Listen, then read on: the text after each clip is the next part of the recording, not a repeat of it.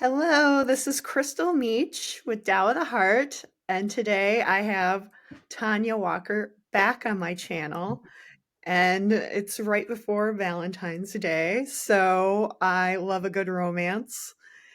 And so let's dive in and ask Tanya, how did she get started? Like, where was she in her life when she met her husband?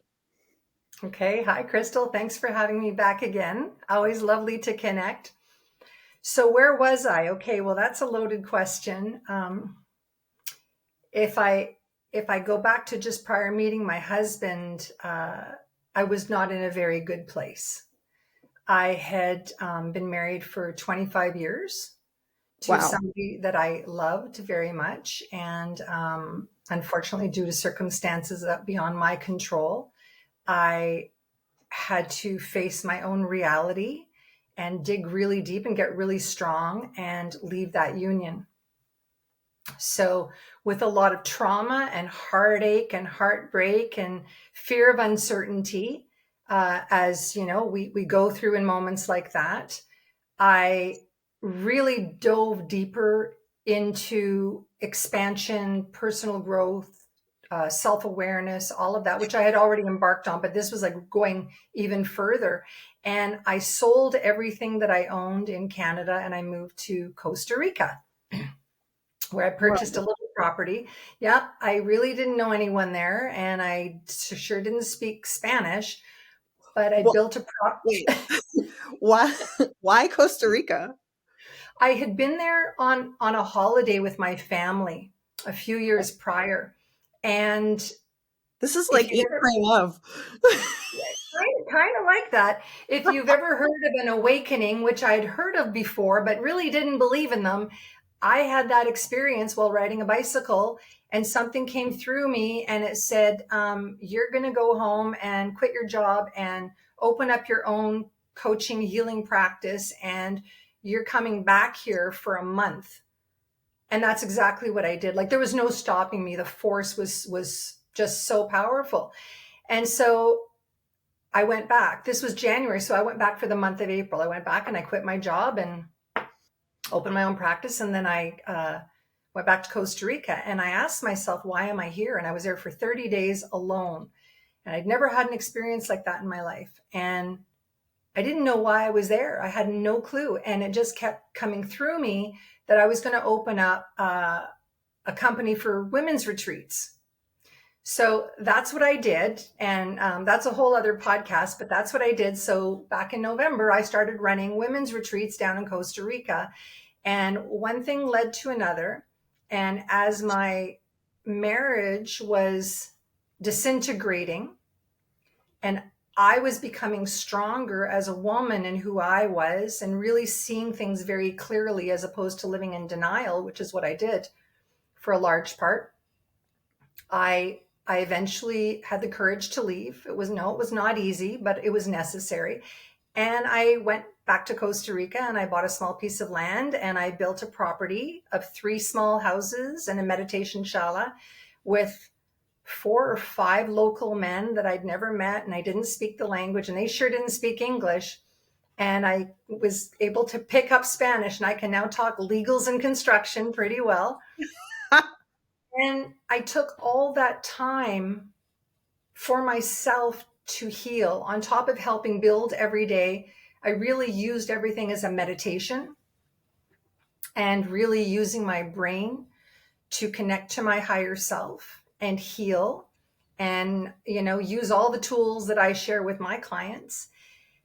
And when I felt that I was ready, because when you know a relationship from the past is over and you've decided that and you've already embarked on that healing journey, I had already begun the grieving process long before I physically left. So by the time I was ready for a relationship, I said to the universe, here I am. Okay, I've done the work. I've basically, focused on solitude and myself and crying and releasing pent up emotions and all the things necessary. And I remember the build was over and the men all drove away in their vehicles back to Alajuela and back to Nicaragua. And there I was on my finished property by myself, feeling, oh my gosh, now what? Here I am in this country. And I obviously at that point I knew a few people, but I was essentially alone. But I knew I was ready. I was ready to meet him, whoever he was. So it just happened to be a blood moon. And the blood moon, this beautiful hot pink moon, was shining between two of my three houses directly into the center of my meditation shala. And I took that as a sign, and I went and laid down in the raw with the moon rays over my body. And I said, send him to me. I am fully ready. I am ready to receive love, but I am ready to give love. I am ready for that deep, intimate connection where there's emotional safety and consistency, because at that point, I think when it comes to relationships, and I work with a lot of relationships, listen, we all know what we want in a partner. We all know what we want. We don't get clear enough about the things that we don't want and draw boundaries around that. So boundaries was something that I never grew up with. And this was something that I was very comfortable with now at that stage in my life. And I visualized it. I had my checklist of what I want, what I don't want. And I remember a woman from Canada came down. She booked a one-on-one retreat with me. And on that Wednesday, it was her free day. And I said, listen, I'm going up to my friend Joe's up in the mountains. He's got this beautiful home where the birds fly through because there's no walls. And if you'd like to come to the party, come on. And off we went. And I walked in and there he was. And it was all within a week. So, like, you knew immediately? Nope. I wasn't attracted to him at all. To be quite honest with you, he wasn't typically my type, if you want to say that. And so I've learned a lot of lessons around that as well, right? Sometimes what you think is your type is not your type, because there's a pattern in that type that doesn't really work. So I knew that. So we saw each other around town a couple times, and he shyly said hello. And his final night at my friend Joe's. Joe was our mutual friend, because my husband Jeff is from the United States. He was visiting on a holiday. His last night, he stopped by my property on his 4x4, his rented quad, and he asked me for my number. And I said, this is your last night. You've been here for 10 days. Why do you want my number? And I remember he just looked at me and he looked down at the ground. He goes, oh, you're just killing me here. Come on. I've never asked a woman for her number in my life. And he said to me that he had seen me work with some local men in the street as far as healing goes. And he said, I am fascinated by somatic healing and what you've done to help people. And I'm coming back at Christmas, and I don't think we can have enough grounded people in our life at this age. And I thought, wow, that's a pretty conscious statement, and a lot of awareness. And I thought, okay, so I gave him my number, and he hopped on a plane the next day, and I didn't really think anything of it. And the day after, he called me at 5 a.m. on his way to work. And we spoke every day for months. I would say 5.5 months on video. And because I work with relationships, I hit this poor guy with every hard question you could possibly imagine. And he didn't back down, and he met me in complete alignment. So on my way back to Canada, 5.5, 6 months later, I went home to see my family. And on my way back down, I stopped off in the States to see him. Of course, I checked out with my friend Joe. I wanted to make sure, am I safe? Is he, and Joe's like, you're a fool if you don't check this guy out. But by then he had already captured my heart just with his authenticity and his consistency, right? So I just needed to see him in his element and meet his family and make sure everything was up on the same level. And from there on, I can just tell you that it's literally been a fairy tale. Aw, that's This so is going on sweet. 5 years now. 5 years. It'll be 5 years this year that we met. Wow. Yeah. So, um, so at what point did you know? Like you really knew? I really knew when I came here to the States and I stopped by for 8 days, so 7 nights, and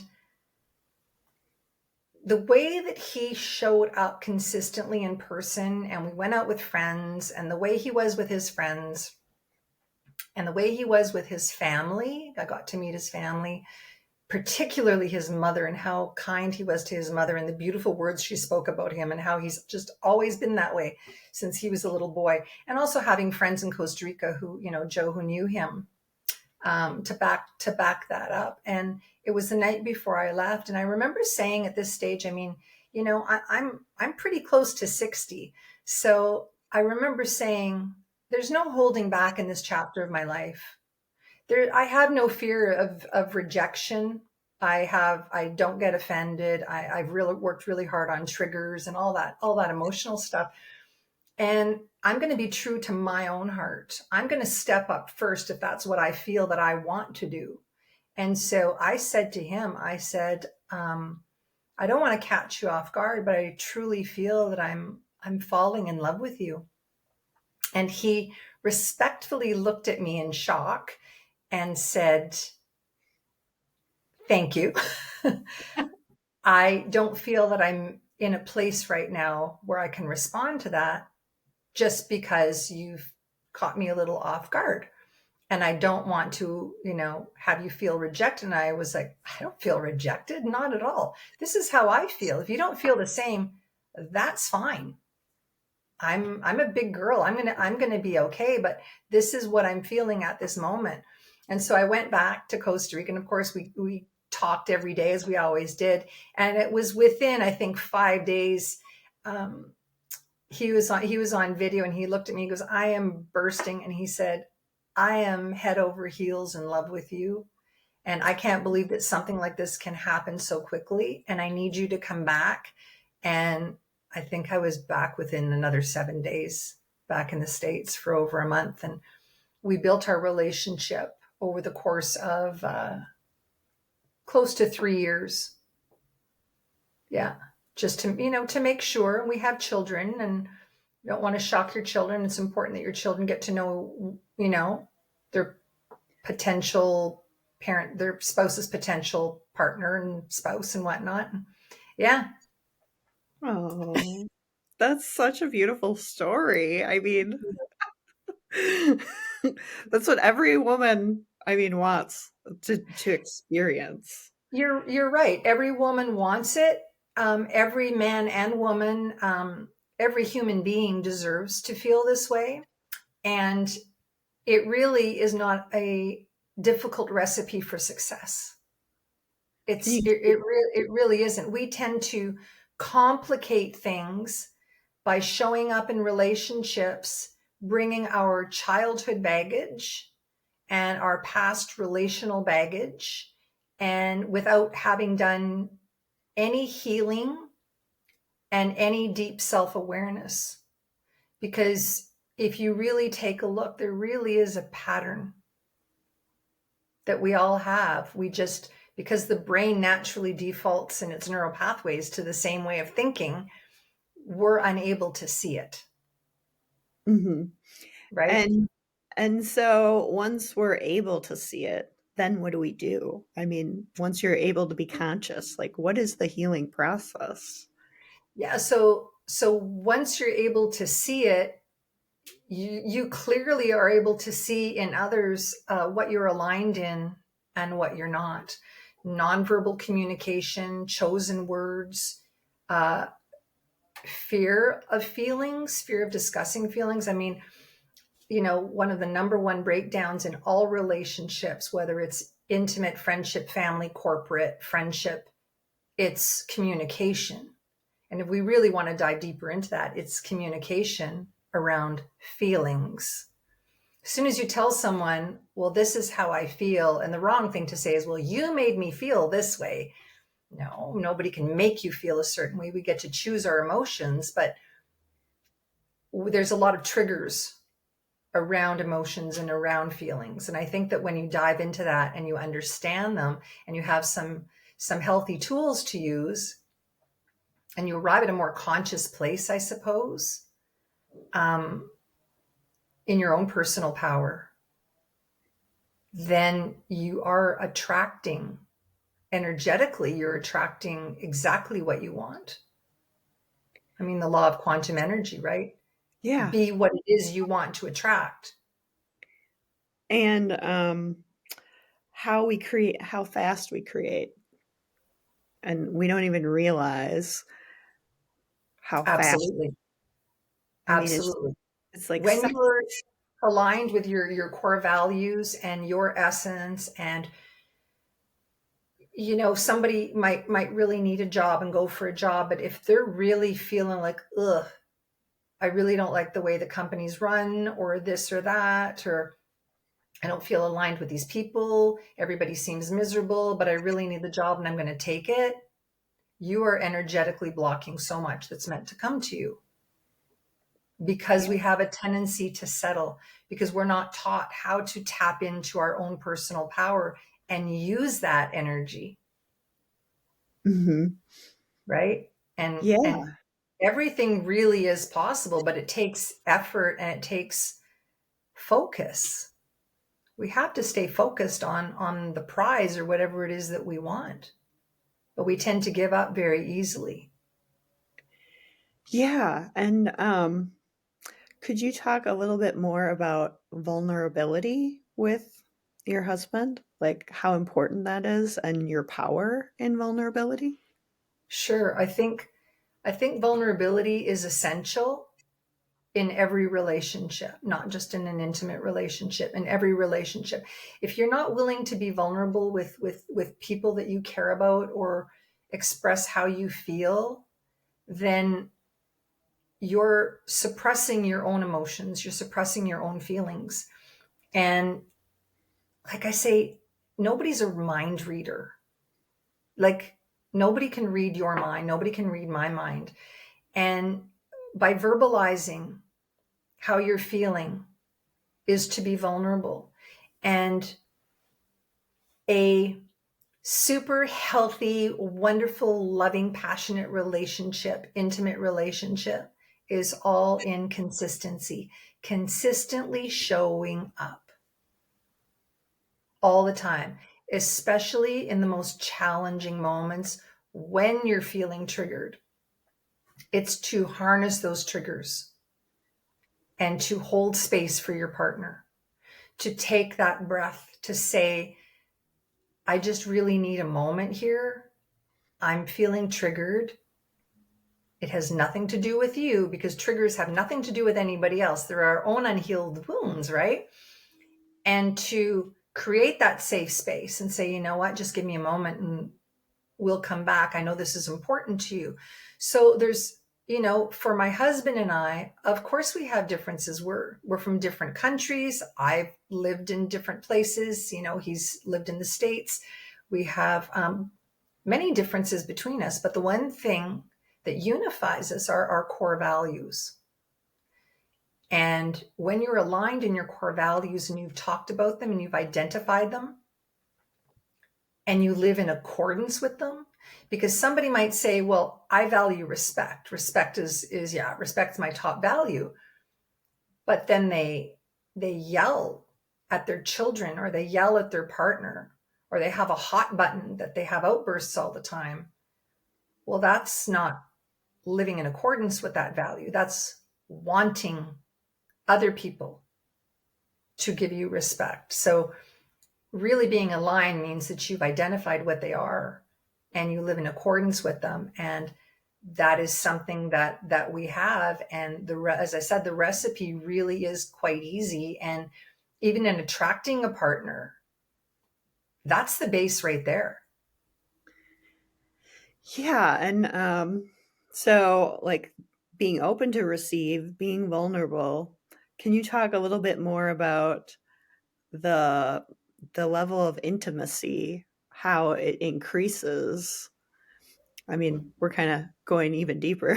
I mean, Well, to be seen and be heard and to be understood for all that you are, for all of your, listen, we all have shortcomings, it's that we work on them.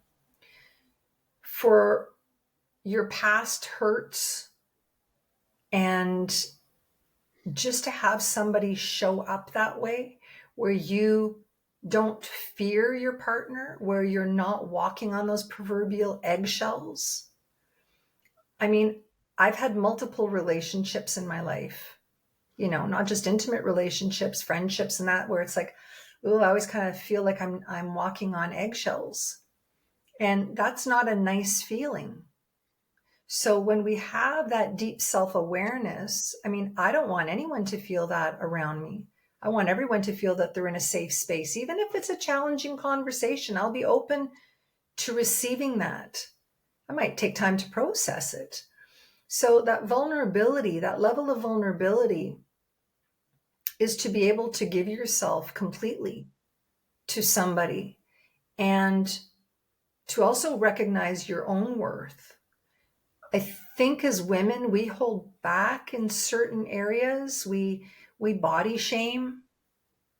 We're always in the mirror. We're looking at ourselves. We're trying to perfect the exterior, where the power is on the inside. The power is on the inside. So to be vulnerable means that this is how I am. This is who I am. This is the stage of life that I'm in. Love me for all of me as I will love you for all of you. And it's not about trying to change someone. I think we should enter relationships grounded and loving ourselves first. If we love ourselves first, then we're going to eliminate a lot of people that are not meant to be in our intimate circle. And we will attract that right partner. And there was an unspoken understanding between you. But the vulnerability for me really is in the words, in the expression, not being afraid to say, I'm having a bad day and I'm having thoughts from the past come up that have nothing to do with you. And I really need you to hold me right now. That's what I need, to be able to share what you need and to know that you're going to be met with acceptance and love, and that you're going to be the priority. It's not like, well, I don't have time for this right now. We have to make one another the priority. It's like our children, we have to make them a priority, right? yeah. And your intimate relationship, typically is the one that, you're supposed to have the longest. Well, for me, it didn't quite work out that way, but I learned a lot of beautiful lessons and certainly have no regrets. But at this stage in my life, I knew what I didn't want and what I wasn't going to put up with, and what my worth was as well. Beautifully put. Oh.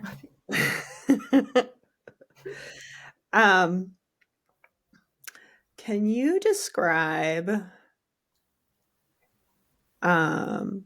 being open to a level of intimacy with your partner Mm-hmm.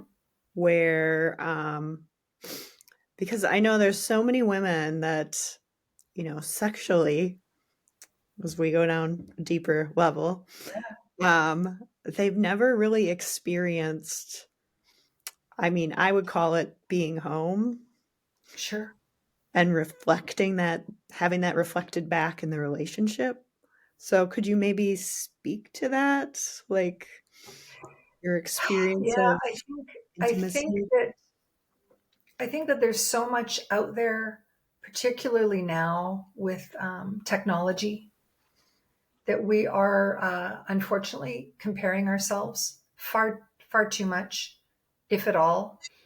I don't think we should be comparing ourselves to anybody, because there's nobody out there like you. There's nobody out there like me. And if you want to be like someone else, then use that as a driving force to cultivate your own personal growth.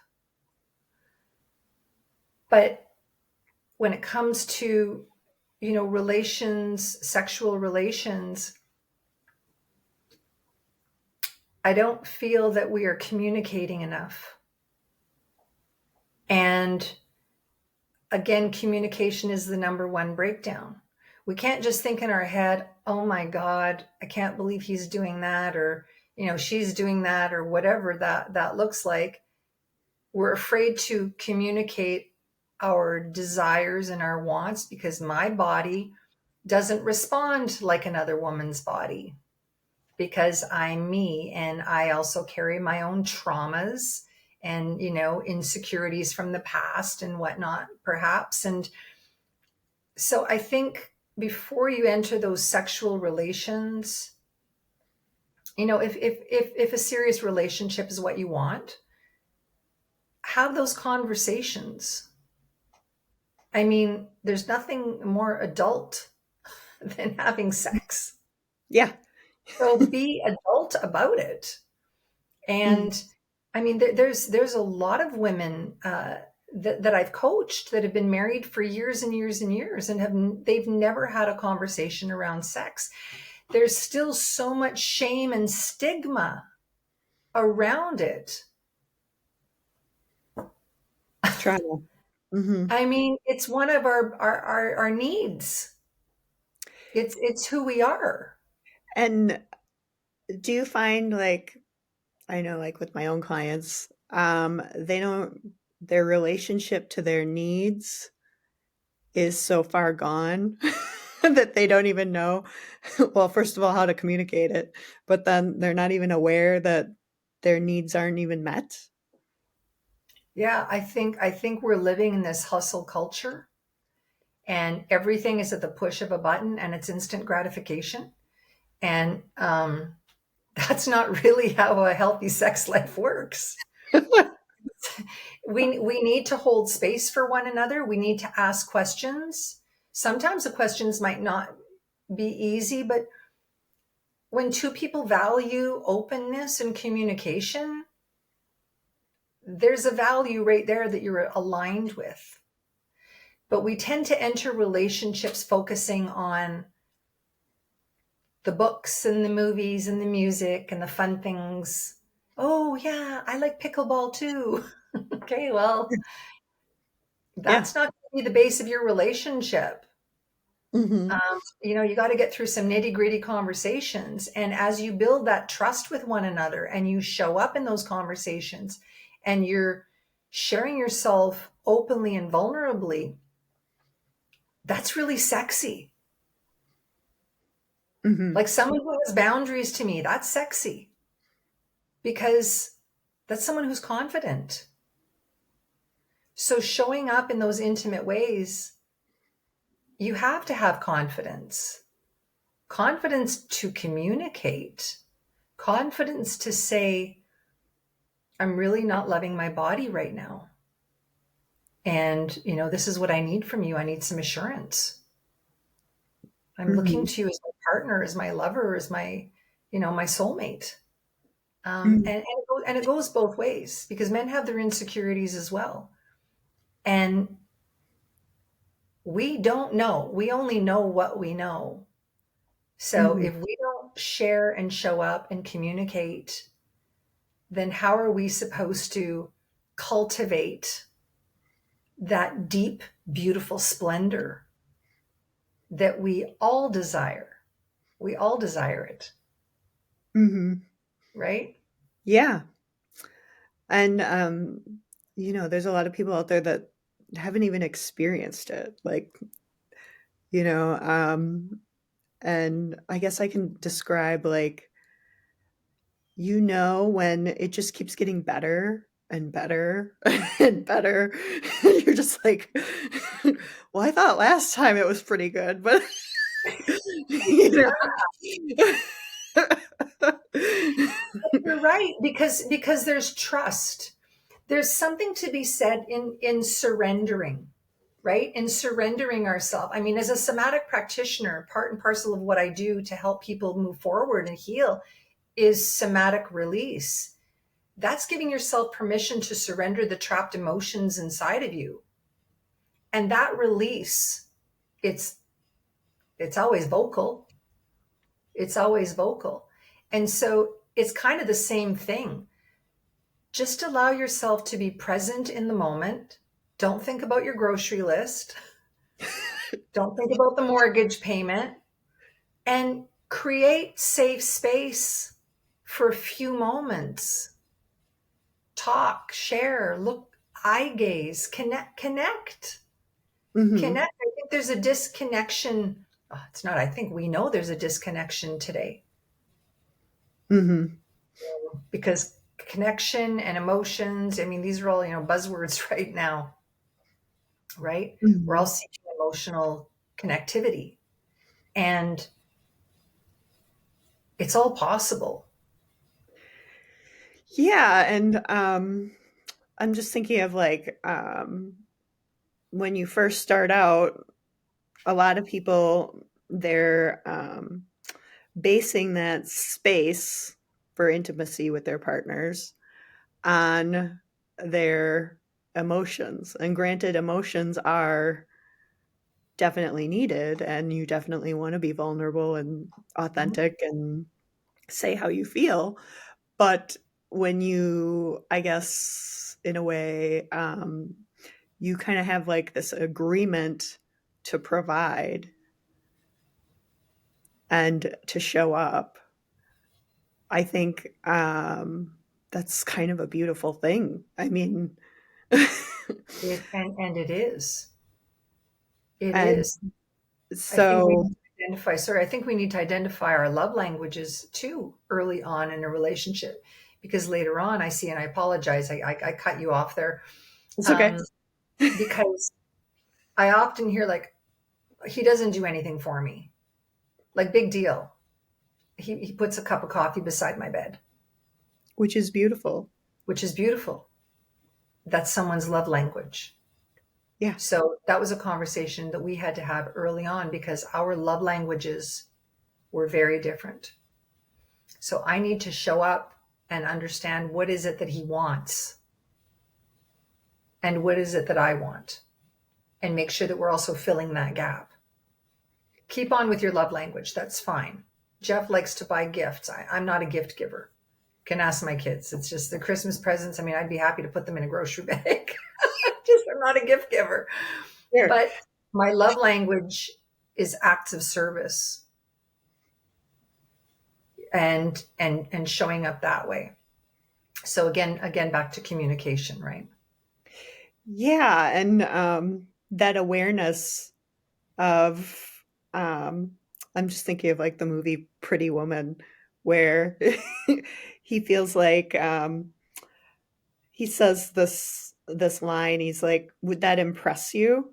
Like, he didn't understand how to impress her, Right. and so, I just wanna say, like, men are definitely trying to, but if you don't have that communication and that foundation of vulnerability, like, that we're gonna agree to show up together, and I'm gonna work on, "Hey, I have my needs, and, I'm gonna be conscious of my needs and how I'm creating in my life." Yes.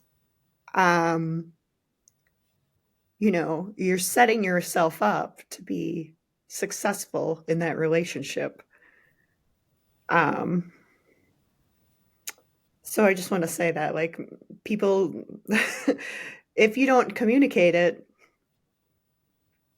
You're you're at right. such a loss, Well, you and know? what are your non-negotiables? Who's talking about that? Mhm. Like, what's your non-negotiable? So if you say, well, this is my non-negotiable, and then it happens, and you just, don't deal with that, that's not your non-negotiable. You have to be confident and willing to love yourself enough not to accept the things that you don't want to accept. Mm-hmm. Right? Because then you're not in alignment. Again, you're not in alignment. Beautiful. There's like so much we can. I know we could go on forever. Yeah. I think, love is the premise for everything. All we want is to be loved, and we can even equate it down to going for a job promotion and we don't get it. And then we don't feel good about ourselves because we don't feel loved in that moment. And I'm using that in a very abstract way, but love is really all we want. Love is healing. Love is attractive. It's sexy. It, on an energetic level, I think it's a frequency of like 528 hertz. It's like right up there. I mean, you can go on YouTube and listen to like love frequencies just to bring your body to homeostasis. So Mm-hmm. all we want to do is belong. We're meant to be part of a tribe. We're human beings. We're meant for touch. We're meant for love. We're meant to share. And I don't think that a lot of people are showing up as their best possible self in their relationship. And a lot of it is fear of vulnerability, fear of putting themselves out there, even after 20 years of marriage, right? Yeah. But it's powerful and it's healthy. There's studies, it shows that it lowers depression when you have love in your life. It lowers depression, and it's heart healthy, and it's good for your physiology and your cells and so many other things. So I think everyone should just hop on the love train. Yeah. Of course. And for those women that, you know, they're it's around Valentine's Day, and that can be very depressing if they're single. So, what do you say to those women, like as a message of hope? I would say that if you're sad on Valentine's Day, what is it within yourself that you're missing? What is it within yourself that you're not connecting to? Because if Valentine's Day is a big deal for you, it has never been for me, but I understand that for many people it is. Mhm. And you know what? Love yourself as you want to be loved. Do for yourself as you would have like done for you on that special day, and enjoy every minute of it. Aw, it's beautiful. I I think. think we're gonna end it here, and thank you so much for coming on again. I think Thank we you for have to, like, having me, it's Crystal. it's almost like we should have, like, a regular show or something. So thank you so much, and, yeah, everyone have a great day. So, Thank you. wishing everyone love. Okay, bye.